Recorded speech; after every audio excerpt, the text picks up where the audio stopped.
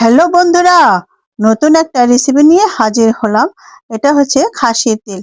আর তেলটাকে একটু তেল মাখিয়ে পুড়িয়ে নিতে হবে। এই তেলটা একটু উল্টিয়ে পাল্টিয়ে পুড়িয়ে নিতে হবে। আর এদিকে কাঁচা লঙ্কা কুচি করে নিচ্ছি, একটু পেঁয়াজ কুচি আর ধনে কুচি, এগুলো সম্পূর্ণ কুচি করে নিলাম। এবার তেলটাকে ছোট ছোট পিস করে নিচ্ছি। আর একটু লবণ আর সম্পূর্ণ তেল দিয়ে মাখিয়ে এই যে একদম মিক্সড করে নিচ্ছি। এইবার মুড়ি দিয়ে দারুণ একটা মজার খাবার সম্পূর্ণ মুড়ি নিয়ে নিলাম আর এই যে মাখিয়ে নিচ্ছি। আর এই খাবারটা কিন্তু দারুণ হবে। এই খাবারটা কে কে খেয়েছেন জানি না। আগে তো গ্রাম অঞ্চলে গরু কাটলে এই খাবারটা অনেক জনপ্রিয় ছিল। আর টাউন এলাকায় এগুলা চোখেই দেখে না।